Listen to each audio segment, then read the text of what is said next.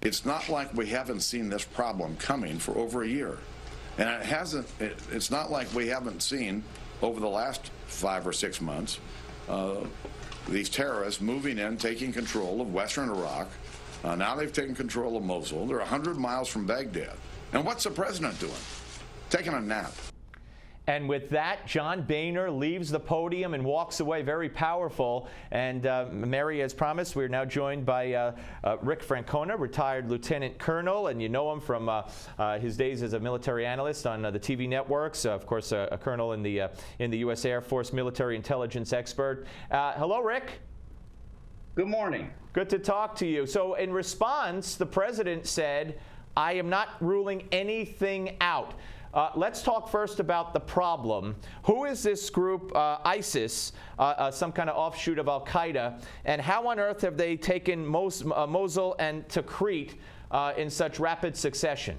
Yeah, this group is very dangerous. It's the Islamic State of Iraq and Syria. They call it different names, but their goal is to create a caliphate in the area that is the former Iraq and Syria. They believe that Iraq and Syria are artificial creations of the British and the French after World War I. There's some justification for that. And they want to turn this into an Islamic State. And they've had great success in northeastern Syria, and now they're having great success in western Iraq. And they're being joined by a lot of former Iraqi army people. They're bringing in people from outside. Whoever is running this organization has had some real formal military training, because they are making the Iraqi army look terrible. Rick, now, are they an offshoot of Al-Qaeda? What is the difference between them and Al-Qaeda? Because this is the first we're ever hearing of this group. I've never heard of them before. Yeah, this is the old AQI, the Al-Qaeda in Iraq. They've morphed into this group. They became the Islamic State of Iraq, and now they've expanded that to include neighboring Syria. They're so doctrinaire and fundamentalist that Al-Qaeda has almost washed their hands of them. If you look at what happened in Syria over the last year and a half, after the West really turned their back on the Syrian Free Syrian Army, the secularists that were trying to overthrow the government, you had this influx of all these Islamists from all over the world, including AQI. And when they came there, they were Al-Qaeda sponsored. There was also another group called the Jabhat al-Nusra, the Victory Front, also an Al-Qaeda offshoot. And the two of them were rival Al-Qaeda groups.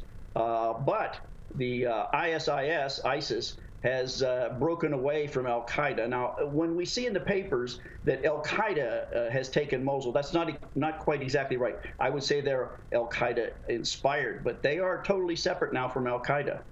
Let me ask you this. The president says he rules nothing out. What could we do to stop this group? What should we have been doing? Because John McCain agrees with John Boehner. McCain said Obama needs a whole new national security team. So we've seen this coming, according to Boehner and McCain. So what should we have been doing, and what could we do now? Well, this goes back to the failure of this administration in 2011 to secure a status of forces agreement extension with the government of Prime Minister Nouri al-Maliki. To my thinking, it looks like the president just walked away from Iraq in 2011. He was looking for an excuse to get out of there, and when there was a tough spot in the negotiations, he just walked away and withdrew all of our forces prematurely, leaving the Iraqis on their own. So our training of the Iraqis really stopped, basically, and there was no backup force of U.S. forces in the country to stop just this from happening. So as that is the backdrop, now we see this reversal of fortune of the Iraqi army. The Iraqi military is basically collapsing in front of these guys. What can we do? What should we do? Well, we could certainly blunt their offensive, but I think the speaker needs to look at a map, because these guys are like 35 miles from Baghdad. Fallujah is just an hour's drive away, and they're concentrated there in strength. This looks really bad for the Maliki government. We could bring some air power in there, but the question is, do we want to do that? The battle lines are being drawn here. This is going to get much worse before it gets better. Our problem is, what do we do about it? Do we jump in and help al-Maliki, who many believe to be nothing more than an Iranian puppet? On the other side, if we don't do anything, we're handing Iraq to the Iranians again. Let me ask you a question. If this group ISIS is an offshoot of al-Qaeda, and they're apparently way too crazy for al-Qaeda, who's fighting them? Is it what's left of the Iraqi army, or is it al-Qaeda fighting them? And if al-Qaeda is fighting them, shouldn't we just let them go? Yeah, the problem is al-Qaeda really doesn't exist in Iraq anymore. These guys used to be the al-Qaeda in Iraq, and they're not. These guys are the major players that are now fighting the Iraqi government. The Iraqi government does not seem to be doing very well against them. A lot of that is because many of the people that are in ISIS now have formal Iraqi military training. If you look at the way these guys are fighting, this is not guerrilla hit and run. A bunch of terrorists driving car bombs into a city. These guys are mounting armored company-sized, battalion-sized attacks. Now they've got access to all this U.S. weaponry that the Iraqi army just left in Mosul. Hundreds of Humvees, trucks, tanks, even 2 helicopters that the ISIS is able to get up in the air. So we're looking at a much bigger confrontation than we've ever seen before, a much bigger threat to the stability of Iraq. I mean, Iraq could come unglued at the seams here. Well, let me. The Kurds. Rick, how is this different, though? I mean, from us supporting similar groups in Libya, from us supporting similar groups in Syria. How is this that much different, except that it's Iraq and we had been there and lives were lost and treasure was lost? Well, that's the dilemma. What do we do now? Who do we support? What side do we jump in? Are we going to jump in and support the Shia-dominated Iranian ally, al-Maliki, who now has, runs the government in Baghdad? Do we help them? And then you will see this really strange situation where you've got American air power supporting Iranian forces on the ground, because the IRGC Quds Force is already in Iraq helping. The juxtaposition of the forces here would just be so confusing. And of course, we missed the ball so long ago in Syria when we had the opportunity to support a secular uprising of Syrian officers.